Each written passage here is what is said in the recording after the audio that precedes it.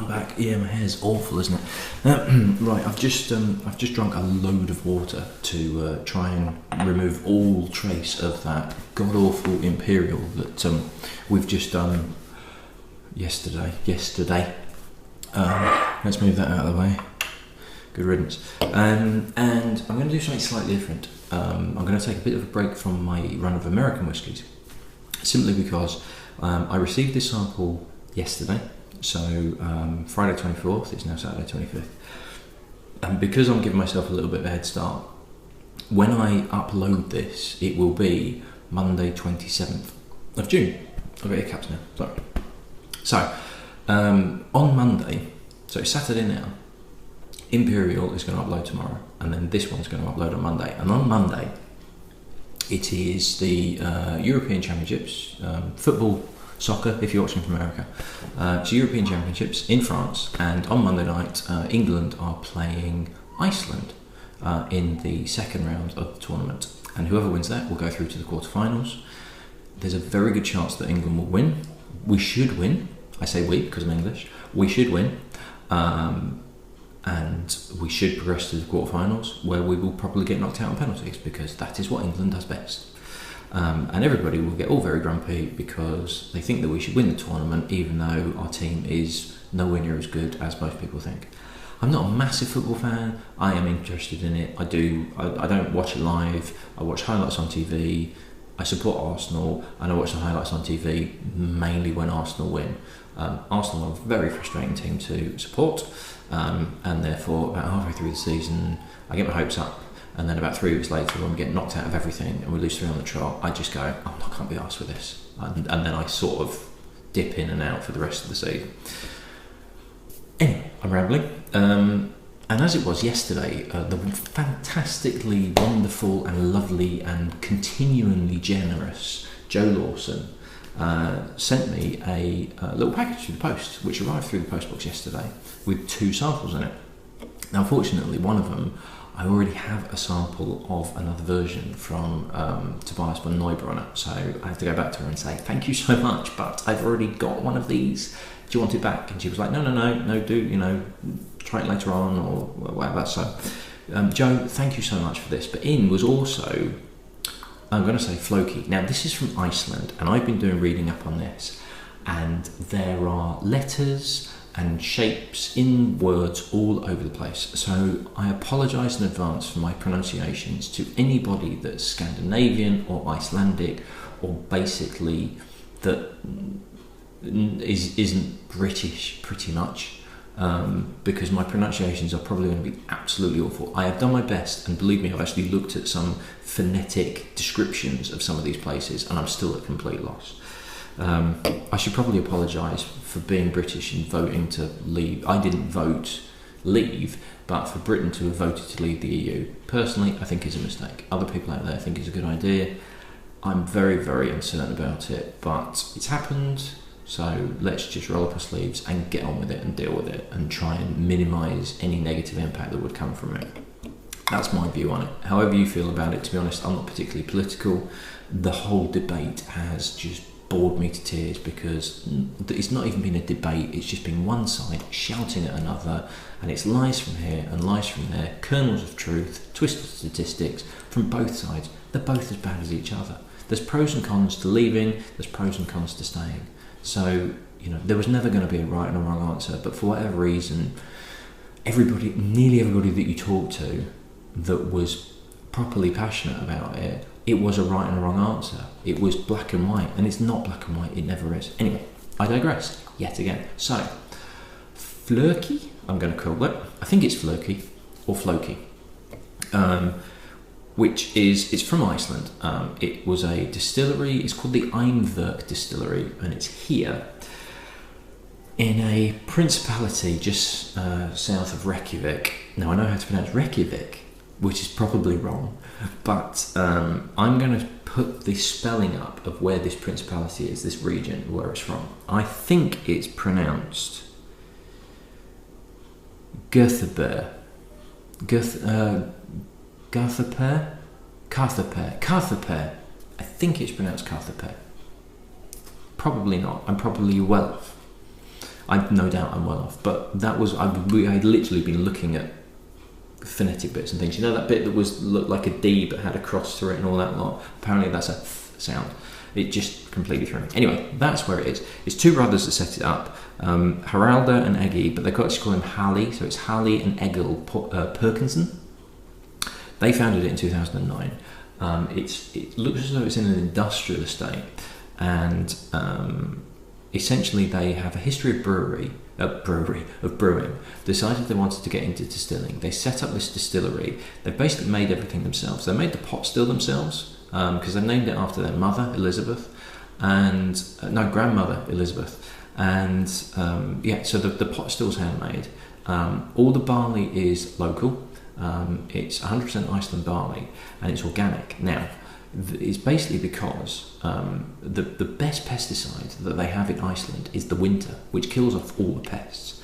Apparently, it is said that this is only the second time that the Icelandic climate has actually been suitable for growing barley.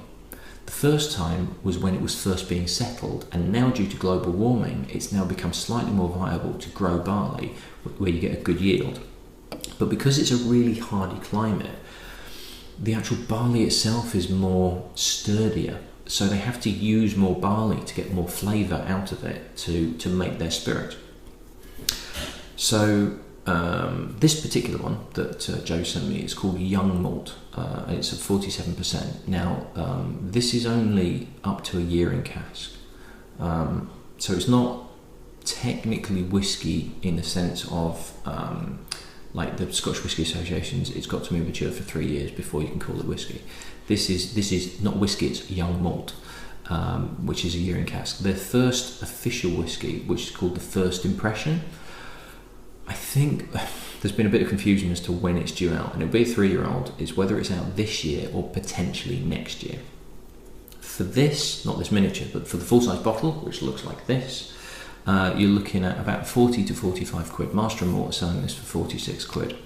Now, Flóki, I'm going to go with Flóki, but I'm not 100% sure, is actually named after Nafna Flóki, which is also is translated as Flóki of the Ravens, who apparently was a Norwegian sort of pioneer explorer, who has the first recorded attempt to actually settle in Iceland, and that's where the name of the distillery comes, the name of the whiskey comes from. Einvert, I haven't read into that, so I don't know why that's from. That's about it info-wise, but it's quite interesting. It's Iceland's first single malt, Iceland's first single malt distillery. They do a gin and a vodka, which are very, very highly rated. This is a very young spirit. It's a very young whiskey, but it's basically an indication of where they want to go. I had a quick nose on it as well. They have quite good peat in Iceland as well. So the brothers are looking at potentially doing like heavily peated versions and things like that.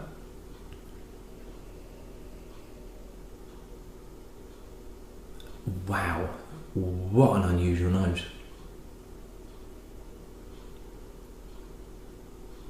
This is an amazing nose, simply because this is unlike anything else I have nosed before.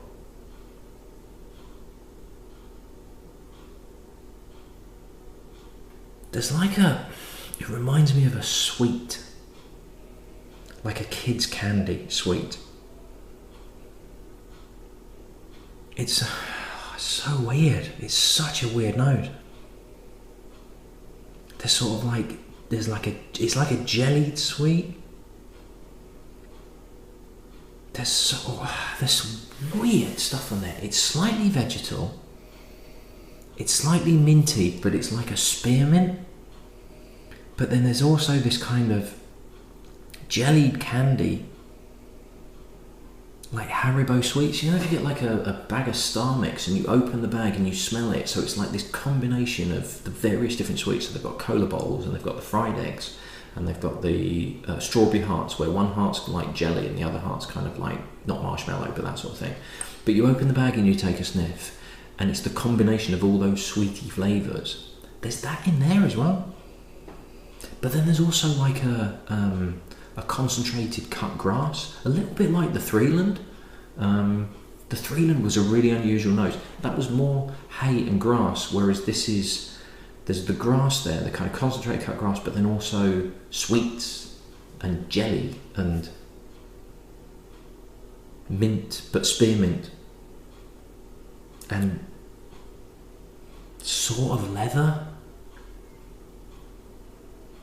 But it's almost like it's a new car leather that's been cleaned with a like Windoline or something like that. It's utterly weird.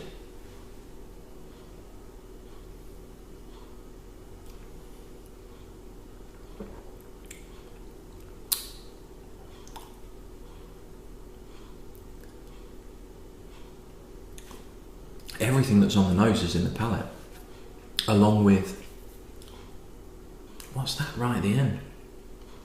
Right at the back of the throat. It's almost like tar. If you're walking down the road and you've got workmen on the side of the road and they're re-tarmacking the road or the pavement or whatever, and it's fresh hot tar, and you walk past it and you can go, you take a deep breath of it and you sort of get this like acrid sensation in the back of your throat. It's almost like that, but it's not an unpleasant, it's just kind of like all these flavours, and then all of a sudden right at the back of my throat as I swallowed was this kind of tarry sensation.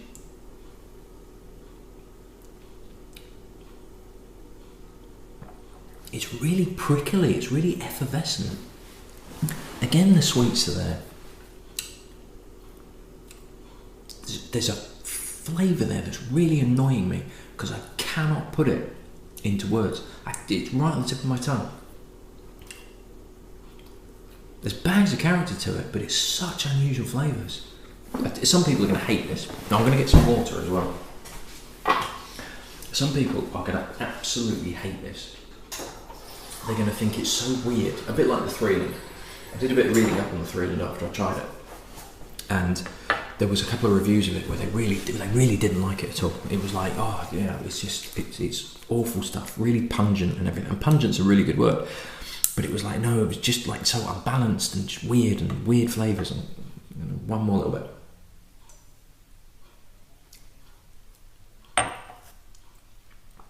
Oh, what's that flavour? It's really going to annoy me. Right, I'm going to put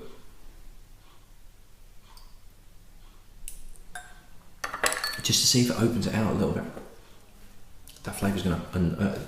there's a particular flavour on there that's going to annoy the piss out of me. It's slightly nutty. And it's not like a Snickers peanutty with like chocolate and caramel and stuff, but it's some kind of sweet. It's kind of like peanut brittle, but there's something else in there as well. What a weird whiskey. After the Imperial, this is probably two of the most memorable whiskies that I've had throughout this entire challenge, because the Imperial was so bloody awful, and this is so bloody weird. It's kind of almost what you would expect from the one distillery on Iceland, because the Icelanders, people from Iceland, they're all a bit screwy in the head anyway. And this is screwy whiskey, but it's brilliant because of it. That's opened everything up now. Now, this nose is going to put some people off because this is quite pungent, and it's sort of plasticky. And I can imagine some people going, oh dear, that doesn't smell good at all. It smells really interesting, but you've got to open your mind to it, and you've got to give it a chance.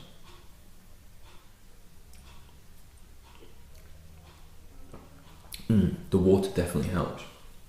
It brings the nuttiness out. There's a bit of that spearmint character comes through. There's more of a sweetness in there. But this is, and if you've not seen it, go back and see my review for Threeland, which was a German whiskey, which was unlike any other whiskey that I'd had to that point in my life, even, let alone the challenge, because of the intensity of flavours. And this is there with Threeland for a sheer intensity of flavours that is unlike anything else you will try. I would implore you to try and find this. If you're into whiskey and if you like trying different whiskies, So if you like exploring different styles, so if you like bourbon, if you like Irish, and if you like Scotch, and you like different types of Scotch, and you like finding out new flavours, I really implore you to get hold of this. If you kind of know what you like, and it's like, I like bourbons, and I'm just going to stick with bourbons, probably, if you find it like in a whiskey festival, it's worth giving it a go. I'll be honest, I'm not sure that you would be much of a fan of it, because this is so out there. This is so just mad whiskey.